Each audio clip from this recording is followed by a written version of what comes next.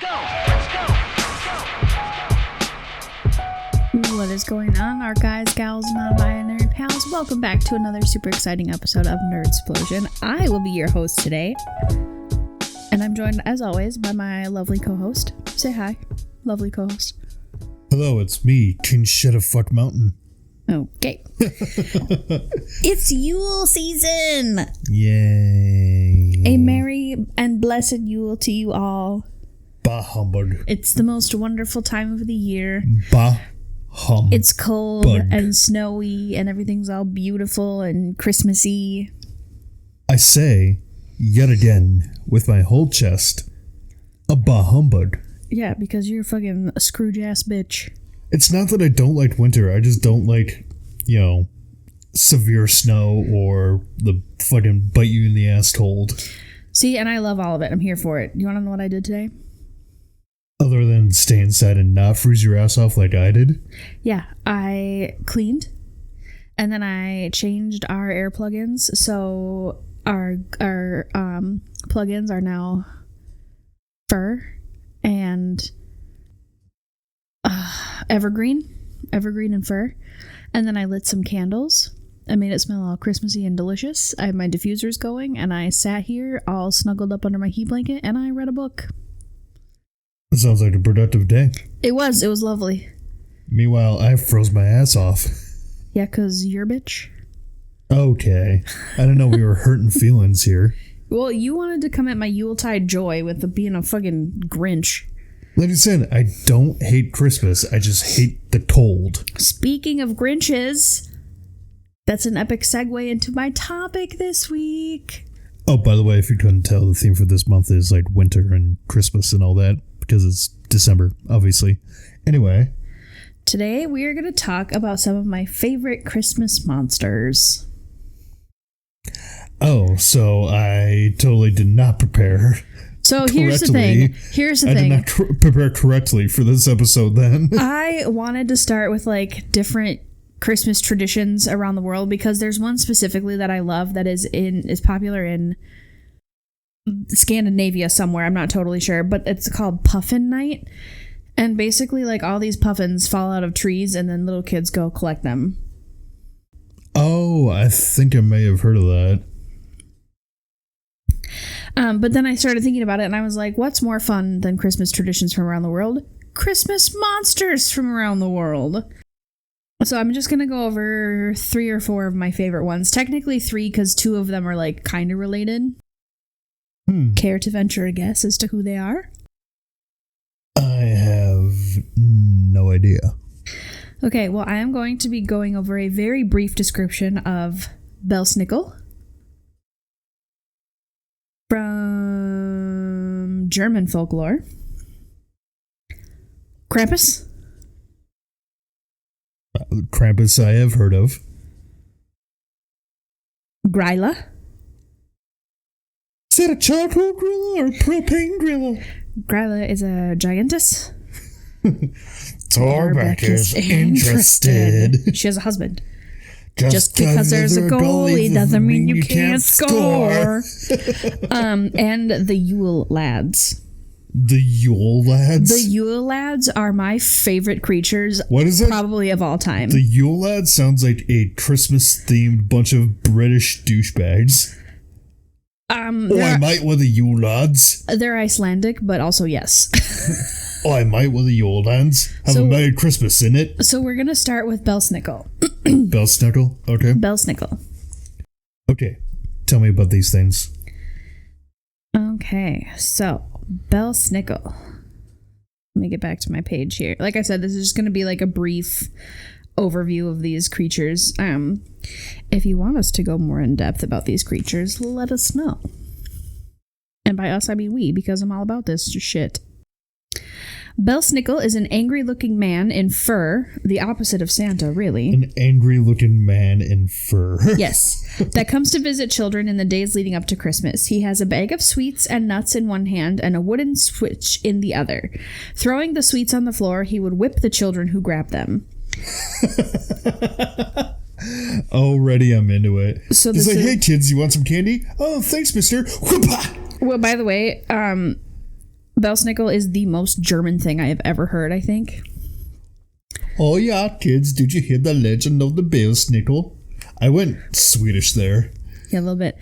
Children are also told to recite Bible verses. Oh yeah, I am German. Children are also told to recite Bible verses or poems and sternly warned by Belsnickel to be good before Santa arrived. The tale of Belsnickel is told in Germany, France, and Switzerland and takes different forms, such as an animal figure wearing a horned mask of a tiny white creature with the ability to slip through a keyhole. Keyhole? Yes. Keyhole, you say? So that is a very brief summary of Belsnickel. You want to know how much Kingdom Hearts brain rot I have? As soon as you said keyhole, I was just like, Kingdom Hearts. Anyway. Okay, my second favorite little Christmas guy is the Krampus. The Krampus. I'm kind of aware of the Krampus. Basically, he's like a. What do you know about the Krampus? Would you rather fight one gorilla-sized Krampus or 50 Krampus-sized gorillas? I mean, I don't know really a whole lot about Krampus, but isn't he basically like the polar opposite of what Santa is supposed to be? He's basically Satan, yeah. Isn't that essentially... Isn't it the shitty movie that's coming out with Jack Black? The Krampus. Dude, I just watched that the other day, actually. It's kind of epic. What, Dear Santa? Yeah, it was really good, actually. I enjoyed it quite thoroughly. It's the one where, like, the kid thinks he's getting Santa, but it's actually he's dyslexic, so he writes to Satan. He writes to Satan, and it's Jack Black. And he's like, hey, kid, I'm gonna grant you some wishes. Okay. The Krampus. The Krampus is a horned, anthropomorphic figure who, in the Central and Eastern Alpine folkloric tradition, is said to accompany St. Nicholas on visits to children during the night of December 5th, Krampus night, immediately before the Feast of St. Nicholas on the 6th. In this tradition, St. Nicholas rewards well-behaved children with small gifts, while Krampus punishes badly behaved ones with birch rods. Why are you being a giggly bitch over there? In my mind, I just thought of, like, Santa talking to some children, and then one of the children is like, Santa, what happens if we're naughty? And Santa's like, oh, well, you gotta deal with that guy, and the Krampus is just behind him, just... Well, to be fair, Krampus comes on the 5th, and St. Nicholas comes on the 6th, so... I come every day. Okay, moving on. The origin of the figure is unclear. Some folklorists and anthropologists have postulated that it may have pre-Christian origins. Spoiler alert, it totally does. It's a Yuletide tradition, as is everything related to Christmas, because the Christians stole it from the witches. And I'll fucking die on that hill. In traditional parades and in such events as... I'm not going to try to pronounce that in German. The Krampus run. Let me see. Krampuslauf. Krampuslauf. And then next one on is Trampuslauten. Okay. So I've been doing Duolingo, learning German for 67 days straight now. Yeah, well, I'm on 628 of Norwegian, so... Young men dressed as Krampus attempt to scare the audience with their antics. Krampus is featured on holiday greeting cards called Krampuskarten. The figure has been imported into popular culture around the world and has appeared in movies, TVs, and games. So that's Krampus. Krampus is probably one of my favorite Christmas creatures. I know I said that Belsnickel was, but Krampus is... they're probably tied for first, honestly. Yeah, like I saw a thing... What was it? I think it was like Switzerland or... No, Norway. It was Norway. They were having a parade of just people dressed as Krampuses. And then we showed that to a certain friend of ours. I'm not going to mention the name to protect their identity, but as soon as we mentioned Krampus, they... showed us a TikTok of somebody being thirsty for Krampuses, and I was like, "Where the fuck are you going with that?" But I remember now. I'm not going to say their name because I don't want people calling them out, but you know, and I mean, hey, whatever rocks your socks. Hey man, I'm not here to yuck somebody's yum. Like, literally, I'm not going to yuck somebody's yum, but you know what? If Krampus does it for you, then, you know, let that be that. Okay, hold on. Give me, like... We don't kink shame around here. Oh, let me find her. Where'd she go? I just had... Okay. So our next creature is Gryla. Gryla of the woods? It could be Gryla of the woods. There's a wild gorilla. I'm not saying gorilla. I'm saying Gryla. I think it is Gryla. I'm not totally sure. Gryla. Is it a propane or a charcoal Gryla? For those who don't know, these are references to Legends of Adventurous. Find them on YouTube and, I think, Twitch. In Icelandic folklore, Gryla is a monstrous entity who lives in the wilderness of Iceland. The name Gryla is first attested to medieval sources.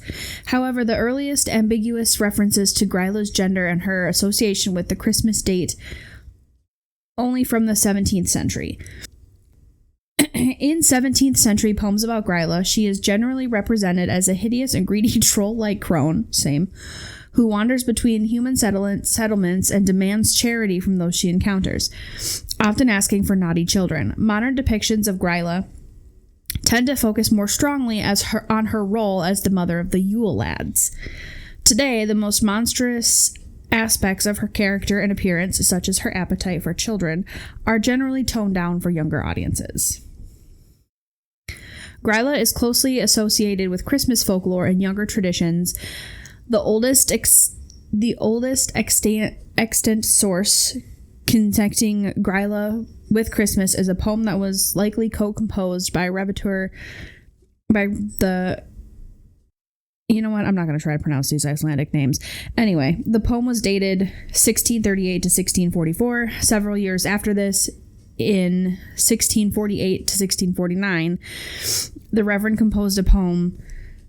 Not going to try to pronounce that either. I'm so sorry, people. In which Gryla's lazy and unpleasant husband, Lepolawi, makes an appearance and claims that Gryla was left bedridden after her journey to Sletolio. So yeah, that's Gryla. She is a giantess. That is confirmed. And let it be known that Torbeck is interested. And just because there's a goalie doesn't mean you can't score. Which kind of makes me think, since we're making those references to Legends of Adventures, I wonder if Gryla is like a presence in Dungeons and Dragons too. I think I've never played. Either that, or they just worked it into that specific story. Because that was their Christmas one, right? Yeah, it was. So they might have just specifically worked Gryla into the night that before story, Witchlight, I think, or into that campaign. Now for the Yule lads, I'm going to go in a little bit more depth because there's 12 of these bastards. There's 13 of these bastards. It's a Yule lads, isn't it? Wait, how many did you say they are? There's 13. Would you say they form an organization? Stop it. Oh yeah, there's 13 of these Yule lads. Damix, Luxord, Axel, Zemnis. Okay, so I'm going to quick read. Organization 13 of Yule. So basically, not the Yule cat. The Yule cat? Oh yeah, there's a Yule cat. Fuck the Yule lads, I want to know about this Yule cat. No. Yule lads, why must you hurt me so? Sometimes known as the Yuletide lads or Yule men, are the sons of Gryla and Lepolio. Wait, before you continue. Yule man, there's no need to feel down, I said, Yule man. Y'all see why I can't get nothing done around here? They are a group of 13 mischievous pranksters who steal from or otherwise harass the population. This is why I love them. So their whole goal is just to be dicks. Yes, 100%. Why is that the theme with all these like Yule Christmas themed monsters or whatever? They exist solely to just mess with people.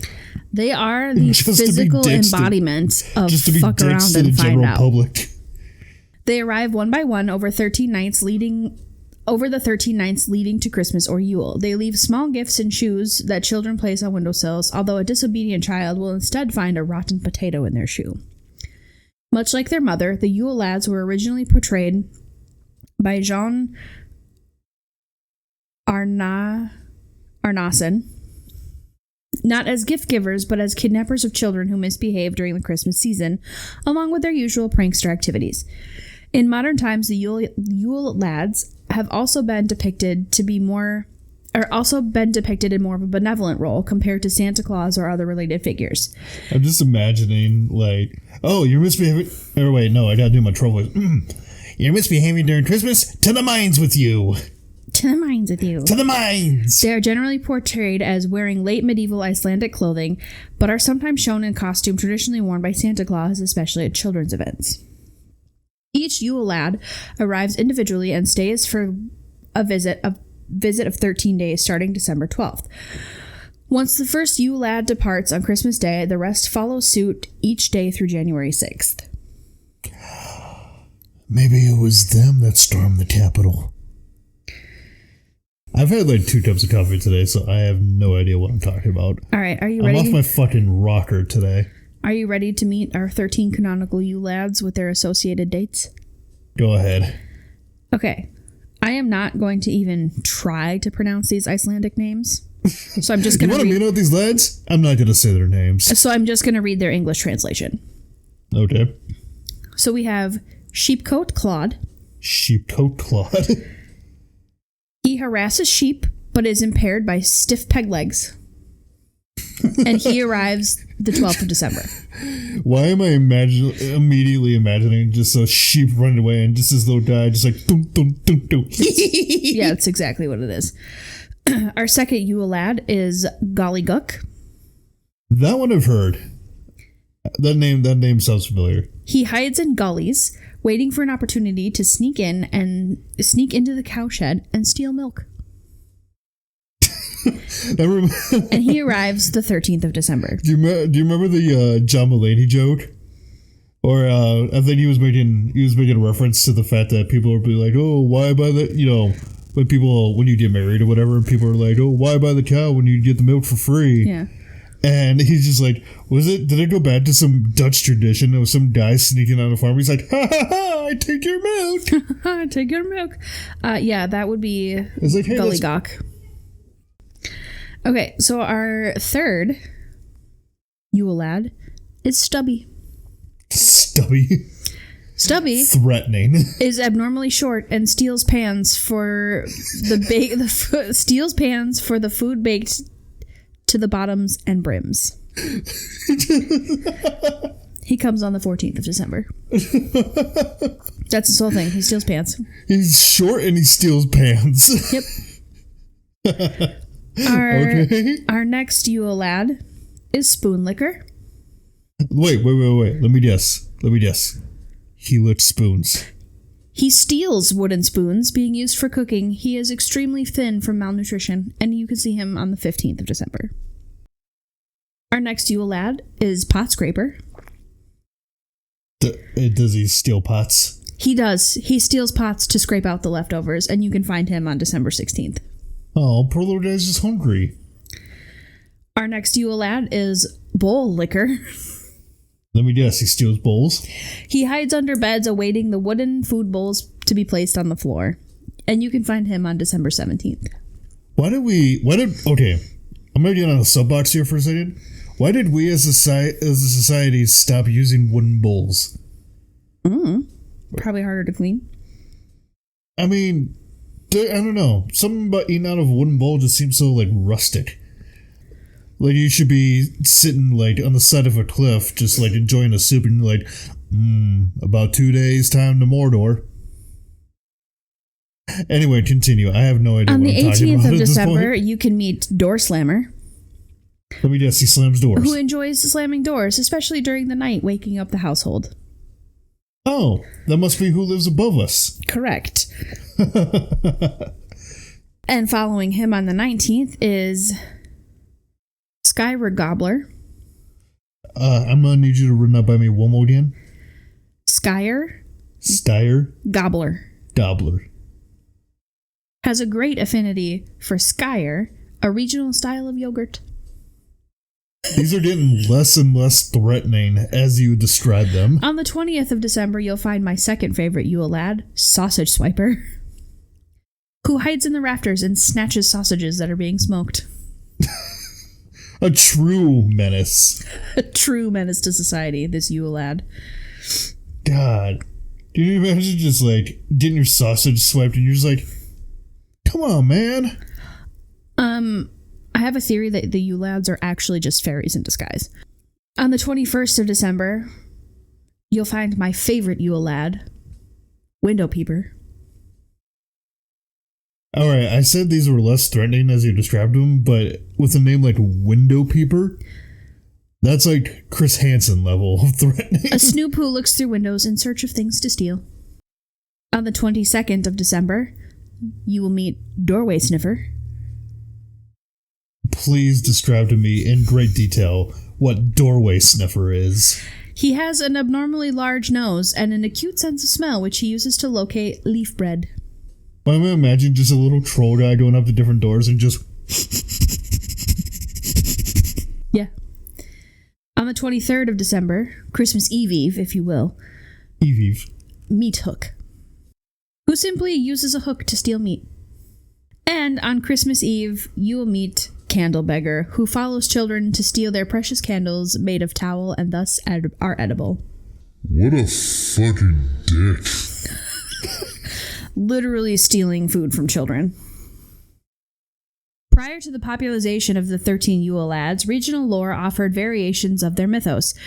Some were said to be sons of Gryla, others were her brothers. While each of them is still associated with a characteristic prank, some stories describe only 9 Yule lads.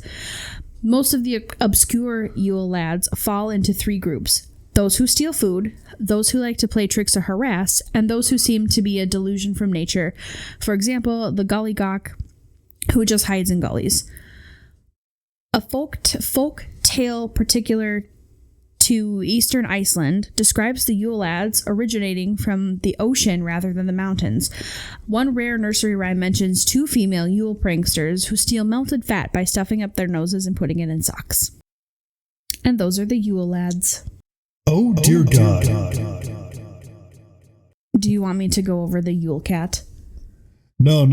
I just... the thing I'm looking at, I don't know what you're looking at, but I'm on this thing called atlasobscura.com, which is looking at different All Christmas of my monsters. sources were from Wikipedia today, by the way. I'm looking at this thing, and it includes pictures of different ones. I just got to one of Gryla. Look at this. Yeah, she's horrific. So to describe to you listeners what She's I'm looking ogress. at, she looks like a normal woman, but her pupils are white. She has blonde hair, and she's like awkwardly holding a child while she's got a severed child's leg in her mouth. Like, I'm just like, that's just terrifying. Oh, next one was Yule lads. Look at these. Look at these little bunch of guys. There's a bunch of lads. They're just chill guys. Let's see. Oh, I found the Yule cat. The pet of both Gryla and the Yule lads. The Yule cat's prey consists of both children and adults. Unlike the other Christmas monsters, this cat does not care about your misdeeds during the year. The only insurance against being torn apart and eaten by this giant feline is receiving an article of new clothing for Christmas. Shop wisely. So you better hope somebody gets you new clothes for Christmas, otherwise this giant cat's gonna come and tear you apart limb from limb. The Yule cat's coming for you. The Yule cat's coming for you. So yeah, those are my favorite, I wouldn't necessarily call them cryptids. Krampus is a cryptid for sure, but those are my favorite Christmas creatures. I found one. I found another one. Probably the last one we can mention. That one that you didn't mention. Marilade. It's also referred to as the Christmas zombie horse. I'm gonna need you to run that by me one more again. This macabre skeleton mare of Welsh tradition rises from the dead. It's pronounced macrobe. This macabre skeleton mare of Welsh tradition rises from the dead and wanders the streets with her attendants, who are also fresh from the grave, to remind the living of their existence. Mary Lyd only has one goal in mind: to get into your house. To keep the zombie horse out, you must engage in a battle of wits, in rhyme no less, usually on New Year's Eve. Oh, hell no. Where the undead mare is represented by a puppeteer parading a horse skull on a pole draped in white cloth. Oh, I have heard of this creature. Okay, yeah. Ooh, I'm gonna be the first one to say she's getting in this house. Like, I'm not gonna fucking battle of wits rhyme an undead horse. I ain't got time for that. Just come in and take what you want and go. This next one I found is La Befana and Babushka. Babushka? In Italy, Russia, and parts of Eastern Europe, we encounter a witch-like lady rooted in the fairy tale figure of Mother Hole, who doles out punishments for the lazy and riches for the hardworking. In Italy, she is known as La Befana, and in Russia, Babushka. Doesn't babushka just mean like grandmother? Old woman, basically. Old woman. Who am I thinking of? Oh, I mean, it might be pronounced different too, or it might be spelled different, because in this it's pronounced Babushka. Yeah, babushka. Who am I thinking of? That really super famous witch lady. I want to say Oni Baba, but that's not right. Oni Baba? You know who I'm talking about? I don't know. Describe to me more. She's like the original witch. Like the original, people put her and the Babadook together all the time. No. Baba Yaga? Baba Yaga! Yes. Is that kind of like the same vibe as Babushka? Baba Yaga? Well, considering Baba Yaga is Slavic. Which, I mean, essentially same thing, I guess. But I mean, what's the difference between a Yeti and a Squatch? Where they live? What's the difference between Baba Yaga and Babushka? Where they live? Well, one's an actual person and one is a mythical creature. Baba Yaga's an actual person? No, I was saying Babushka and... Oh, I was like, don't Babushka the legend and Babushka the Russian term for a grandma or an old woman. Well, that was fun. I like how you're so excited to talk about everything, and then as soon as you're done talking about it, then the yawning comes. Listen. Like, literally, she was just wide-eyed the whole time she was doing that, and then as soon as we, got to the end of it, as soon as we got to the end of our, discussion thing, then the yawn came out. Let me just say one thing about me. If sleeping was an Olympic sport, I'm bringing home the gold each and every time, bitch. Each and every time. Well, you wouldn't even bring home the gold because you'd sleep right through the ceremony. I'm a sleepy girl. Leave me alone. But yeah, that was interesting. I totally know what I was prepared for, but yeah, that was definitely interesting. I gotta keep you on your toes. I especially liked the Yule lads. The Yule lads are so a lot of these creatures I first learned of from That's Why We Drink. Mm-hmm. And when they first started talking about the Yule lads, I was like, sign me the fuck up. 13 little gremlins that are here to just be menaces to society. Don't mind if I yes. Correct. Your whole purpose is just to be an actual chaos creator? Consider me a 14th member. Sign me up. Where do I sign? Who do I have to sell my soul to become a Yule lad? Because I'm into it. And I'm going to steal all your sweets.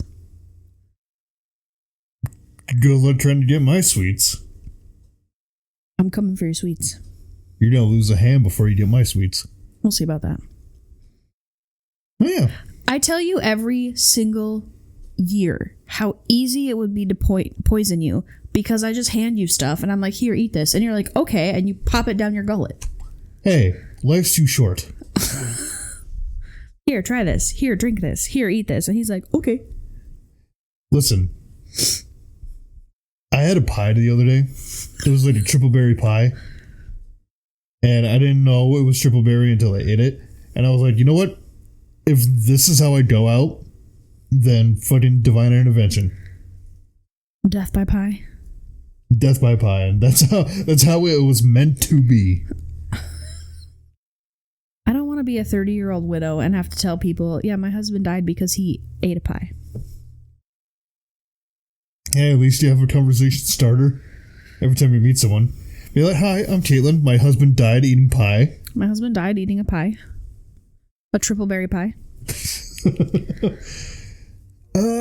Yeah, all right.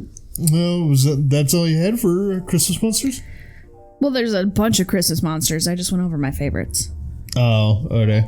Well, yeah, I guess then we'll call that an episode then.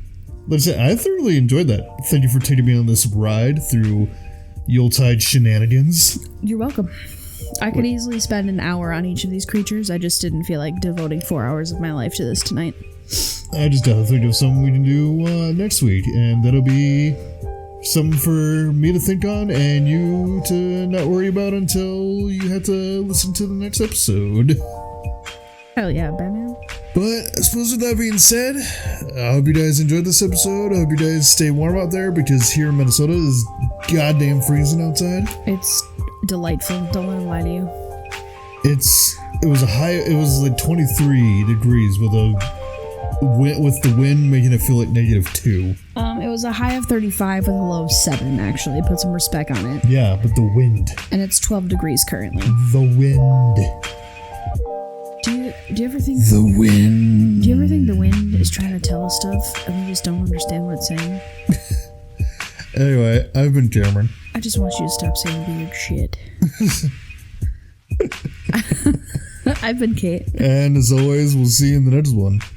Nerds out.